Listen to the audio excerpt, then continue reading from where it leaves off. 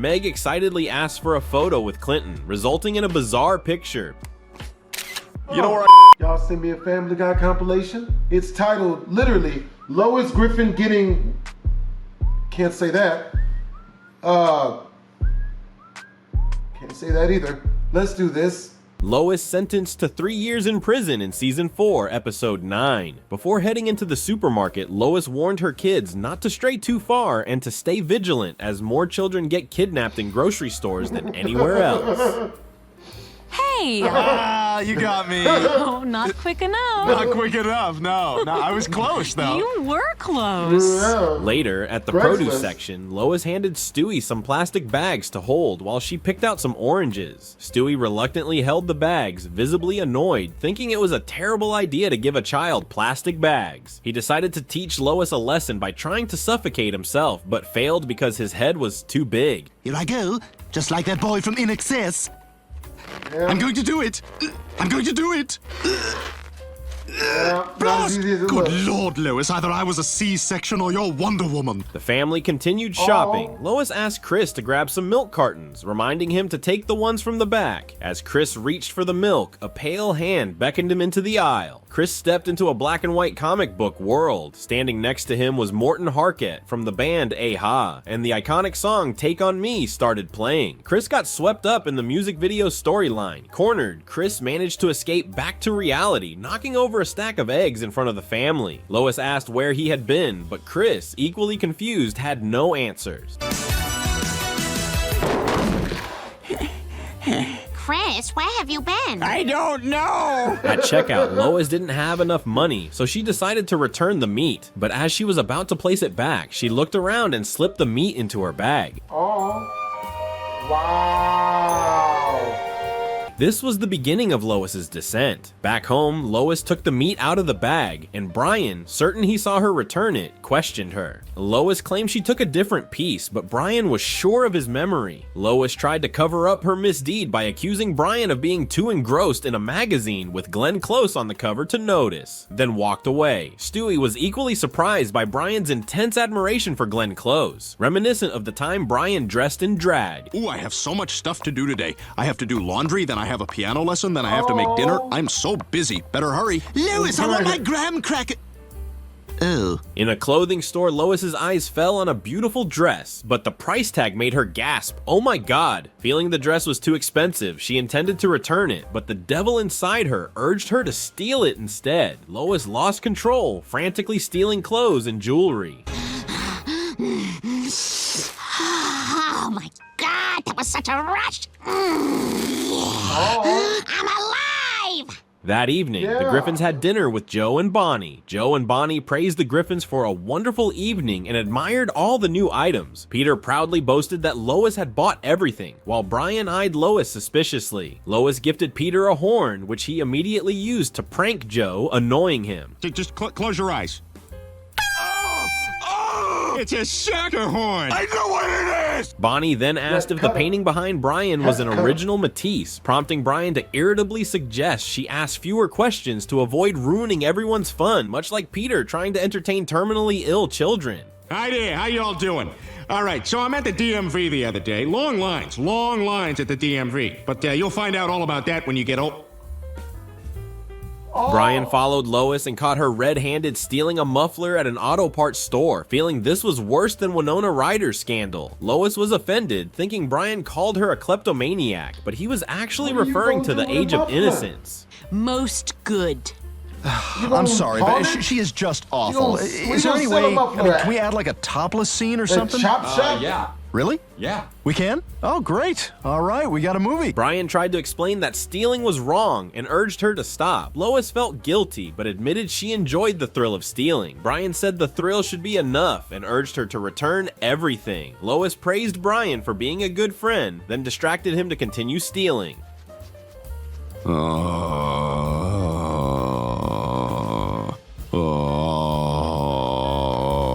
Put it it back. Oh. Back at Joe's house, he watched the news and tried to recall something upon hearing that a famous painting had been stolen from a museum. The next morning, Brian helped Lois load the stolen items into the car to return them and advised her to see a psychologist to address her issues, mentioning how much Peter had been helped with his obsession with an imaginary world. Yeah! You're a little too heavy, buddy. Yeah! We're going down. Yeah! Just as Brian was relieved that no one had noticed, Joe burst in to arrest Lois. Brian urged Joe to stay calm, assuring him that Lois would cooperate, but Lois had no intention of doing so. She pretended to get her wallet and then drove off. Joe quickly threw a pump hose onto Lois's car and chased after her, smashing the windshield to try to stop the car. After a struggle, they crashed into a fire hydrant and were thrown from the car. Joe woke up and repeatedly punched Lois before arresting her, a fitting consequence for her misdeeds. Sorry, Lois. Regulations. I can't give you any special treatment. It's okay, Joe. I understand. Shut up, maggot! In court, Lois apologized and was initially pardoned for being a first-time offender. Just as the judge was about to end the session, he couldn't find his gavel. It turned out Lois had stolen it. Furious, the judge sentenced Lois to 2 years in prison. Peter protested, which only increased Lois's sentence. Ultimately, Lois was sentenced to 3 years in prison. The family was shocked by the judge's decision, and Chris felt as sad as when he watched The Blob on TV. Oh man, I haven't been this upset since I watched The Blob on television. Look out behind you, lady, it's The Blob! I'll save you!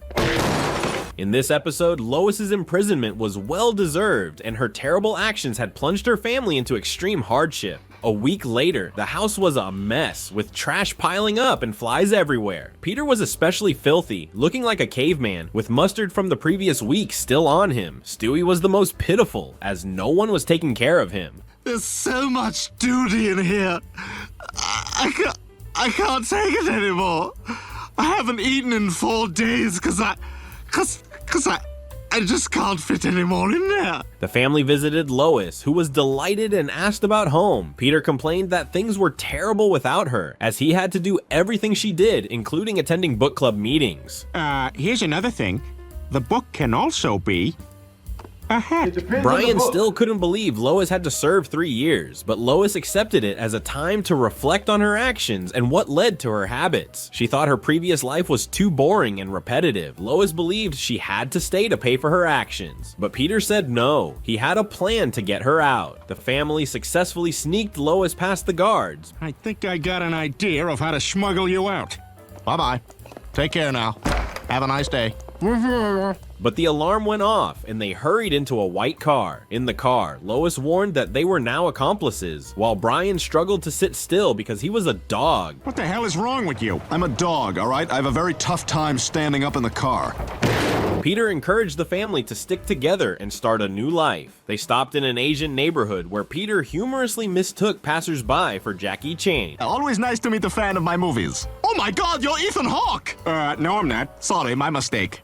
Oh my God, it's Ethan Hawke! Mom, can we go get some food? Oh my God, it's Malcolm in Middle! I'm not a boy. Yes, you are. They found a house, but the kids complained that it wasn't as good as their old one. Peter encouraged everyone, reminding them that they had been through tougher times. He even brought up the time Meg discovered her gynecologist didn't have a license. All right, Meg, let's take a look at that virgina. Peter urged them to find suitable jobs. Peter interviewed to be a sumo wrestler, confidently claiming he was born to be an athlete like Greg Louganis. You might think they'd joke about diving injuries, but no, this time they went big with a joke about hairlessness. Brian? Hi, I'm Greg Louganis. I'm totally shaven. Terrific. Terrific. In a surprising, satirical, and funny scene, Stewie worked in an Asian shoe factory. Damn. I say, I seem to have sewn a shoe to my hand. May I go to the nurse? Replace him! Ah! It really be like that. I mean, faster! Chris became a rickshaw puller, annoying his customers with endless chatter until they stopped responding. At Joe's house, when the sumo wrestling show began, Peter was thrown out of the ring in less than 5 seconds. Boy, you put on weight, Jackie Chan. Oh my God! Did you walk? The Griffins were watching TV when Peter returned. Each family member took turns watching for the police, and it was Chris's turn to replace Meg. Brian lamented giving up their previous life, but Peter encouraged him, saying that change is always good. Stewie agreed with Peter, reminiscing about his enjoyable trip to Nebraska, the largest corn-producing state in the U.S. Anybody see any good movies lately? Not really, no. Anything new with corn? Oh, yeah, corn. Corn. Oh, yeah, corn. You bet. Corn, yeah, absolutely. Corn is always interesting. Chris informed Lois that Joe was visiting, prompting the family to flee. Joe chased after them. After jumping over a fence, the Griffins thought they had lost Joe. Ah, yes, a fence. The cripple's natural enemy. But he continued the pursuit using a plane. Lois urged everyone to hide in the sewer. Smelling the stench, Stewie immediately jumped onto Chris's shoulders. Peter, thinking Stewie's idea was good, jumped onto Brian's back, making him uncomfortable but compliant. Peter remarked that this was worse than the time he met Carl Malden. You know, Carl, I got virtually nothing here, you know? Look, I don't see what the problem is. No, you wouldn't, would you? Now, look, all I'm saying is I got the raw end of the deal. You invited me over. Yeah, well, now I'm regretting it. Above, Joe fired 2 missiles into the sewer entrance and flew straight in. Meanwhile, the Griffins reached a fork in the sewer and were unsure which way to go. Peter asked the Goonies, who appeared out of nowhere, for directions. Before leaving, Peter made Chunk perform the humorous Truffle Shuffle dance. Childhood obesity. Lois felt remorseful and didn't want to drag her family into trouble anymore, deciding to turn herself in. At that moment, Joe descended from his plane and lunged at Lois but missed, putting himself in danger. Lois quickly ran to help him. Joe, you're too heavy. I can't hang on. Pretend I'm your child, Lois. Nutmeg, nutmeg. Joe thanked Lois for saving his life, and the Griffins returned to their previous life. Lois thanked Joe for working with the court to keep her out of prison. Peter, missing his sumo wrestling rival from the Asian neighborhood, reenacted a match for Chris by wrestling with Brian. 1, 2, 3. Oh, what the hell? What the hell? Brian, I'm sorry. No, you know what? It's not cool, Peter. It's not cool. The threat of infidelity in Season 5, Episode 13. The Griffin family decides to spend their weekend at the aquarium. Peter, however, is preoccupied with the racist sunflower in their backyard. Hey boy, don't you come walking by this house. You're ignorant. The Griffins are watching a model of the lost city of New Orleans. Meanwhile, in another corner, Stewie is plotting a prank with 2 starfish. Hey Brian, look, I'm a stripper. I'm working my way through college. I should be more reluctant to take my clothes off, but I'm not because my stepfather had boundary issues. Peter is also up to mischief, drawing extra teeth and eyebrows on a giant octopus and even poking the glass to create pimples on it. Unfortunately, his antics break the tank and the octopus wraps itself around Peter. Luckily, Seamus is nearby to save him. Wow, that was awesome, Mr. Seamus. Ah, it was nothing. That's how I caught old Woody over there. The next day, Brian is watching the news about the new president, Bill Clinton, visiting town to judge the annual Mrs. Kankle USA of Quahog contest. No. Now that's a cankle. Y'all Where does gonna the do that, calf though. fat end and the ankle fat begin? Who knows? That's the fun. Peter decides to hit the gym, surprising Lois. He explains that after the aquarium incident, he realized he's fat and clumsy and needs to get in shape for round 2 with the octopus. So you can Ready for fight the round next 2, octopus. man? I got all day. Oh. Hey, is that your wife? Oh. At the gym, Peter runs into his friends. To his surprise, they also work out there. Quagmire is spotting Cleveland when a beautiful girl walks by, distracting him and leaving Cleveland hanging. It's all you. It's all you. It's all. Hey. Will you guys quiet down? I'm trying to concentrate on my cardio. Peter seems serious about his workout, hiring a personal trainer, but he's not pleased with the 2 trainers who prefer working out to new jazz music. That's what you should have for breakfast. Delicious steak and eggs and steak. Just making sure you heard. I got it. In the evening, everyone gathers in the dining room. Meg loudly announces she's writing a letter to her boyfriend. Dear boyfriend, thank you for playing with me a few times as I wished. It was wonderful. The flowers you sent me are beautiful, just like your compliments. Love, Meg. This annoys Chris, who compares her to people in Starbucks who publicly write everything on their laptops. Hey, getting some writing done there, buddy? Yeah, setting up in public so everybody can watch me type my big screenplay. Me too. All real writers need to be seen writing, otherwise what's what's the point, right? You should totally write that down. Okay, will you watch me? Peter returns home, boasting about his sweaty chest. Brian points out that he's only been to the gym once and for just 15 minutes. To prove his newfound strength, Peter snaps Meg's poor laptop in half. Stewie, unimpressed, mocks his dad, comparing him to the deformed artist John Merrick on Match.com. There's no way you're a size 6. As Peter is basking in his 15-minute achievement, there's a knock on the door. It's Clinton's bodyguards. Coincidentally, their car tire blew out right in front of Peter's house, and they need a jack to fix it. Still high on his delusions of strength, Peter eagerly offers to be the jack himself. Clinton thanks Peter and explains the tire blew out due to overload. All right, girls, I've turned off the AC. First one to have a bead of neck sweat reach their butt crack wins. Peter, showing off his gym skills, tries to lift the car, but ends up breaking his back. Lift with your lower back in a jerking, twisting motion. Hey, oh my God. Call an ambulance! All right, so which one of y'all ain't got my herpes yet? At the hospital, Peter laments that he thought he was just fat, but now he realizes he's also old. President Clinton unexpectedly visits Peter, who got injured while fixing his car. Meg excitedly asks for a photo with Clinton, resulting in a bizarre picture. You know where I got that nipple ring? Old Straddling Madeline Albright gave it to me. Peter shares with Clinton that he's sad about not being young anymore. Clinton encourages Peter, saying, "You'll feel young when you feel young." Finally, he says something presidential. He even promises to help Peter feel young again, gifting him a saxophone tune to speed up his recovery, which Meg enjoys more than Peter. Inspirational.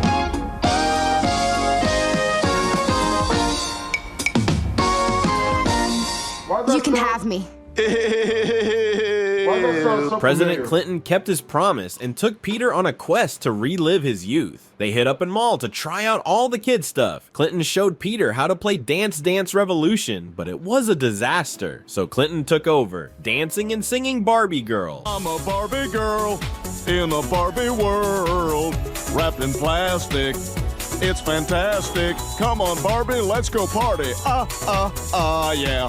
Whoa, who knew the president had moves like that? Back home, they prank called Linda Tripp, though Clinton totally messed it up, but it didn't matter because hanging out with Bill made Peter feel 20 years younger. Peter asked what was next, and Bill replied, "We're going to Mars, buddy." And that's when things got out of hand. They partied in a limo, and when Peter got hungry, Bill had the crazy idea to steal a pig from a roadside farm for a snack.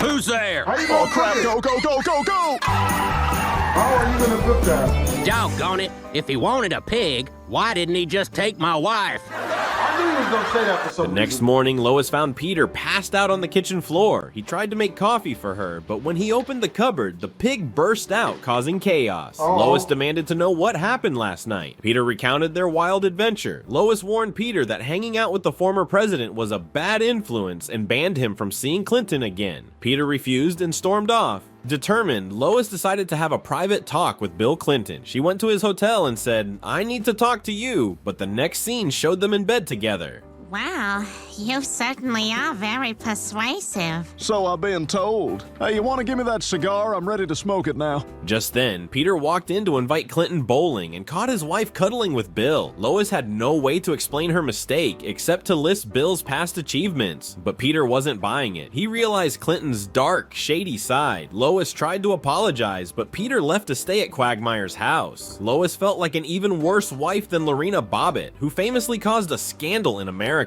I've been a worse wife than Lorena Bobbitt when she was married to the Thing. Oh my God, where is it? Where'd she throw it? Oh God, oh God! Is this what you're looking for? At Quagmire's house, Peter was devastated by Lois's betrayal. Quagmire tried to cheer him up with some of his usual pervy antics, but Peter wanted to handle this on his own. He hadn't judged anyone this harshly since his last health checkup. All right. The doctor will be in a few minutes. What the? Lois showed up at Quagmire's looking for Peter. She had a wild plan to fix their relationship. Not wanting to lose Peter, she suggested he sleep with another woman to even the score. You wanna get me laid? Yes, Peter. She was convinced this idea was better than the invention of the first telephone. Back home, Lois and Peter discussed who Peter should sleep with. Peter wanted to drop the whole thing, but Lois insisted. Under Lois's pressure, Peter admitted he wanted to sleep with Babs, Lois's mom, because she was incredibly hot. Peter hadn't been this flustered by a woman's beauty since he got to adjust Uma Thurman's lazy eye in Pulp Fiction. So you can go ahead and say what you're going to say, and my natural response could be to get offended. Then, through no fault of my own, I wouldn't have kept my promise. Hang on. Oh. Okay. The next day, Peter and Lois visited Lois's mom. Her dad was furious about the noise while he was watching a movie, so Lois quickly made an excuse for the three of them to go upstairs. In the bedroom, Lois explained her marital problems and said the only solution was for her mom to sleep with Peter. Surprisingly, her mom agreed. It turned out she was lonely because her husband had lost all interest. Lois sadly left the room to give Peter and her mom some privacy. But then, the unexpected happened. Peter ran after Lois, saying he didn't want to hurt her and didn't care that she slept with Bill. More importantly, he loved her deeply. Oh, Peter! Why are you naked in my house? Good question. Why aren't you? You're all right, Griffin. They went home and continued their discussion. Their marriage had faced many challenges, but they had always worked hard to overcome them together. Peter decided he needed to talk things out with Clinton. However, when he met Bill at the hotel, Peter ended up sleeping with him too. Hey, listen, Bill, you and I need to have a talk. Boy, you are good. You are really good. This seemed like a fitting twist for Lois after everything she had done, and it threw her into a serious loop in this episode. Facing the wrath of Scotty's parents in Season 10, Episode 12, Lois and Peter attend Stewie's class concert. Seeing Stewie chatting happily with a new friend, Lois and a blonde mom named Hope feel delighted and introduce themselves. They hit it off immediately. Hope introduces her husband, Ben. Hope notices her son having a great time with Stewie and suggests a play date with Lois. Lois agrees, thinking the kids play together like Billy Bob Thornton and his cat. Look at them. They're getting along like Billy Bob Thornton and his cat. Billy Bob? Leave me alone, I'm taking a bath. Oh. While Stewie and Scotty play cards, Peter watches TV. Suddenly, Scotty He gets along like Kevin Gates and his dog. I'm not even gonna make that joke. He collapses just as Stewie gets a winning hand. Peter, confused, tells Lois that a kid who isn't Stewie has passed out. Lois rushes in, scoops up Scotty, and demands to know what happened. Peter has no clue. Lois insists on taking Scotty to the hospital. Peter, in his usual fashion, tries to fly them there in his boomerang plane, but fails spectacularly. Oh.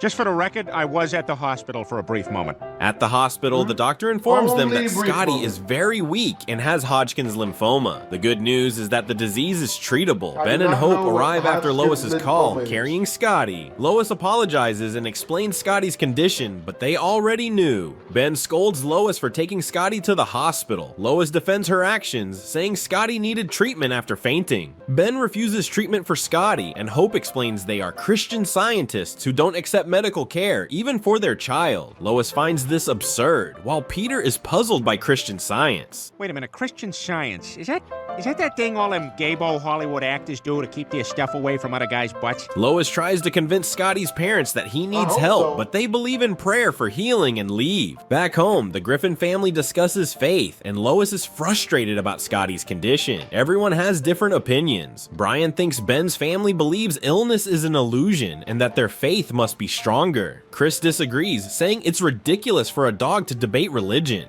Instead of prattling on about the pros and cons of various religions. Chris, I think you've had too much sugar cereal. I think I haven't had enough. Lois wants to persuade the Jennings again about treating Scotty. Peter and Brian offer to join, but Lois insists Peter keep quiet to avoid his usual nonsense. Who was King Louis XII? Oh, I'm sorry, Peter. We were looking for King Louis XI. Ah, damn it, I knew that. Ah, well, me and the with a big black. At the Jennings house, they arrive during a prayer session for Scotty and are invited to join. Lois tries to reason with the Jennings as a mother, but they remain uninterested. The Jennings believe they have guidance from the book Science and Health with Key to the Scriptures by Mary Baker Eddy. Brian questions if prayer can really cure all diseases, and the Jennings confidently affirm it. Peter sarcastically remarks that only unemployed clowns need that. Racism. I need 40. Huh? Damn. Despite Lois's pleas, the Jennings stick to their faith for a miracle. After some back and forth, Ben asserts that Scotty is their child, so they should decide what's best. Brian suggests they leave, calling it a waste of time, but Lois is still upset, comparing their faith to the madness of 7-day adventurers. I'm a Methodist. We believe that the Lord is our Savior, and we remember Him by going to church and praising Him every Sunday. I'm a Seventh-day Adventist. We believe all the same things that you believe, but we go to church on Saturdays. What? At Peter's house, Joe admits there's nothing he can do since no laws are being broken. Lois is outraged, arguing that children are citizens too, but Joe insists it won't hold up in court. They argue about religious freedom in the country until Joe leaves in frustration. Lois turns to Peter, saying they can't let this happen, and debates whether they should kidnap Scotty to get him the help he needs. Ultimately, Lois decides it's better to take the child than watch him die. Peter thinks it's a great idea, like they're doing a public service. This underachieving, crime-ridden school is now fawn beige, thanks to guilty white people with no weekend plans. Yay! Lois dresses like a burglar, while Peter cosplays as Harry Potter, refusing to wear a mask because it's hard to breathe. At the Jennings house, they begin their mission. Peter's dramatic roles make me laugh. Peter, what the hell was that? That's what you do, Lois. He then asks Lois to read lines from a script, imagining himself as a real agent every time she gives an order. Sexy Peter distracting the guards? Check.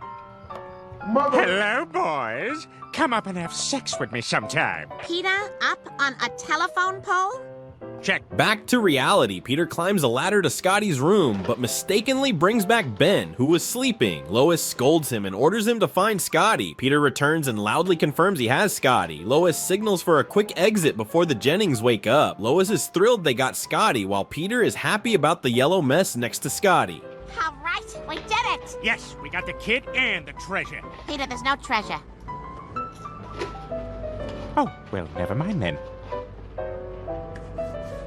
At home, Chris, Meg, Brian, and Stewie watch TV when a news report announces a kidnapping at the Jennings house. Mayor West uses advanced technology like multimedia milk cartons to find the boy, but no one cares. Help me, I'm missing! Help! Why are you still eating breakfast? I'm kidnapped! Why are you turning me the other way? Because I'm still here! Brian suspects Lois is the kidnapper. Everyone agrees since Lois loves attention, like the boy who cried wolf. Charles! Oh my God, I'll run and get help. No, we've got to carry him. We can't leave him here. There's a wolf. There's not really a wolf. What? Meanwhile, Lois and Peter reassure Scotty that he's getting the medical help he needs. Lois is excited about their mission, comparing it to Thelma and Louise, but Peter warns her they didn't have a happy ending.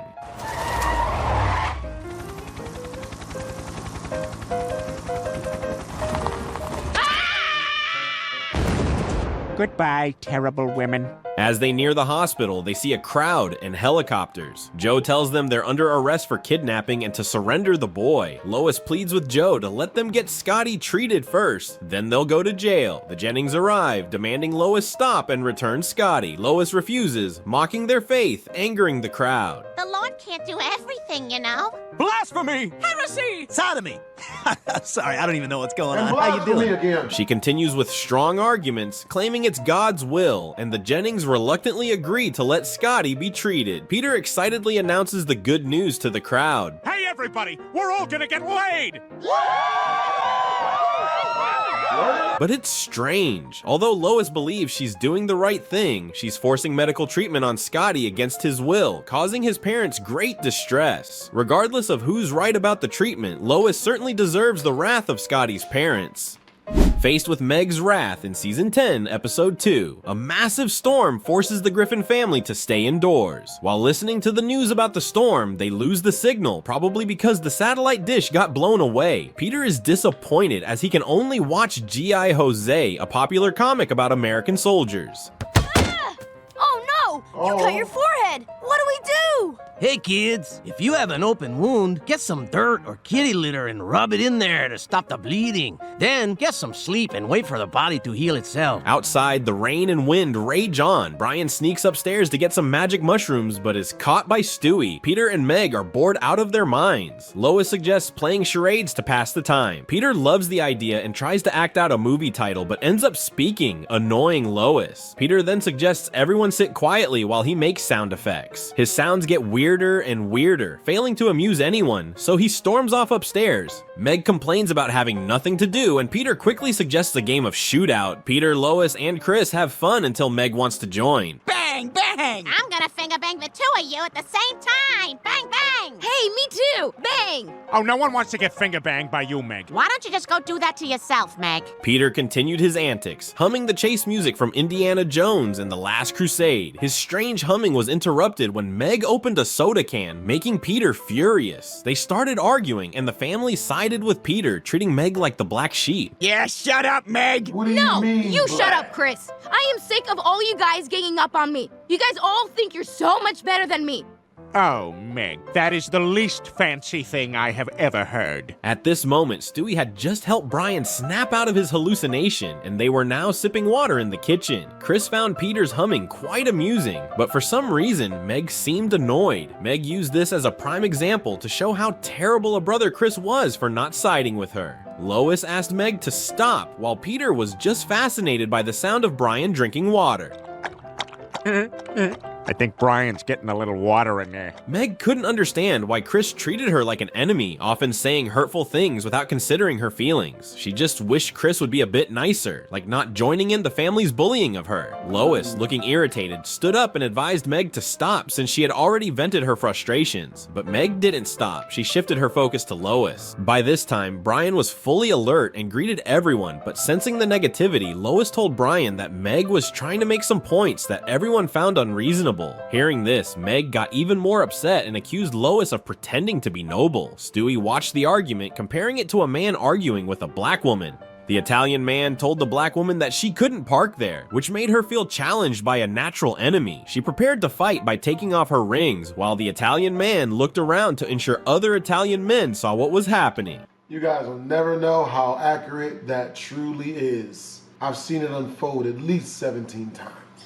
Sensing the impending battle, a flock of Jews flies quickly away, as avoiding confrontation is their best chance for survival. Lois believed Meg was trying to blame everyone else for her problems, but Meg retorted, calling Lois a terrible mother, a petty thief, and an adulterer. Is this coming from my role model mother? The shoplifter, the drug addict, the porn star, the whore who let Gene Simmons and Bill Clinton go to town on her? Lois admitted that those were things of the past, and that she had become a better person because of those experiences. However, Meg hadn't seen any improvement in her mother. Lois asked Meg who the perfect mother was if not her. Meg sneered and said that not only was Lois not perfect, but she was the least perfect person ever. Oh, not only are you not the perfect mother, you're the furthest thing from. She pointed out that from birth, she had no choice but to trust Lois, needing her protection and guidance through the vulnerable journey to adulthood. You're my mother, and you took a child's trust and smashed it into bits in a 17-year-long mission to destroy something that you killed a long time ago. And honestly, when I turn 18, I don't know that I ever want to see you again. Meg's heartfelt accusations pierced Lois's heart like 1,000 needles, and she began to tear up before bursting into tears, perhaps realizing just how terrible a mother she had been. Yes, Lois admitted that Meg was right and apologized. So sorry, Meg. Can you ever forgive me? Oh, God. And you never let Dad stir the paint anymore, whatever that means. I didn't know you knew that, Meg, but I'm glad you brought it up. Crying profusely because Meg's words were so accurate. She continued to acknowledge her faults and had no excuses. Lois said her only burning desire was to point out Meg's mistakes. I'm so disgusted with my behavior, and I'm so sorry, Meg. Yeah, you're a bitch. Stewie's comment echoed my thoughts for Lois. Peter, feeling left out of the argument, could only entertain himself by betting on the big-headed, nearsighted girl to win. This joke annoyed Meg, who then turned her attention to her selfish father. Oh, I'll tell you, Mr. Selfish-ass Dad. Hey, that's Mr. Selfish-ass Dad to you, young lady. Oh God, is she gonna do me next? Don't worry, Stewie, she won't do that. calling Peter incredibly selfish and irresponsible as a father. Peter remained oblivious, acting as if nothing was happening. Meg continued, pointing out that Peter had no education, no hobbies, and did whatever reckless thing he wanted. Moreover, when he couldn't cause chaos in society with his impulsive actions, he would come home and torment his family. You shove your daughter's face in your ass and you fart on it. If someone in the outside world could see the way you treat me, you would be in jail. Listening to Meg's tirade, Peter found it amusing and enjoyed the chaos. Meanwhile, Meg kept attacking, calling Peter a fat, lazy old man who drank too much beer and didn't earn enough to support the family. And look at us. We're a disaster. Hey, watch it. You're a total and complete embarrassment in every possible way. Take a good look at yourself, Peter Griffin. You're a waste of a man. Finally, Peter realized Meg was criticizing him and asked Lois to tell her to stop, but Lois refused, reminding him that he had just sat there when Meg attacked her. Seeing her parents not paying attention to her, Meg shouted, "Is anyone listening to me?" Have either of you guys been listening to me? Do you both just have your heads up your asses? Dad did. Look, he's got crap on his ears. That's unrelated. Lois immediately criticized Chris, which annoyed him, leading him to complain about her cooking. The two began arguing, pointing out each other's faults, with the worst being when Chris got a stomachache from eating Lois's Brussels sprouts and cauliflower dish. It's like an Irish bar fight down there. You're from one town over, so I hate your guts. Peter joined in, saying that Bonnie's cooking was better than Lois's. The heated argument only stopped when Chris mentioned that Peter, despite not liking Dan and yogurt, had eaten all of his. Meg pointed out Peter's selfishness and ignorance. That's exactly what he does, because he's a selfish, fat idiot. You shut up, all of you. I didn't ask to be in this family. Now, only Meg and Brian were left in the living room. Brian tried to comfort Meg by saying she was cool for standing up to everyone, but Meg felt sad, saying that even though she spoke the truth, it made everyone tear each other apart like a pack of wolves. Brian said it wasn't her problem, but Meg asked if the family could survive without something to absorb all the flaws. She thought she was the piece that absorbed all the negativity, and maybe if she felt terrible, everyone else wouldn't. And you know what? Brian supported this idea. Maybe if I feel bad, they don't have to. Wow. You know, that's incredibly noble and mature, Meg.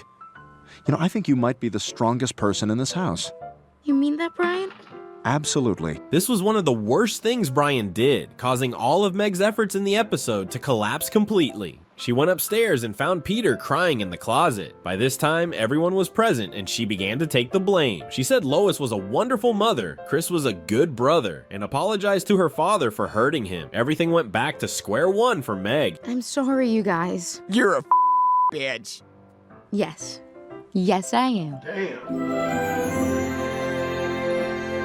You know, the Bible study after party was cracking when they started playing the dirty films. I hope you guys enjoyed the video. If you did, make sure to comment, like, and or subscribe. It's your boy BlastphamousHD. Twisms.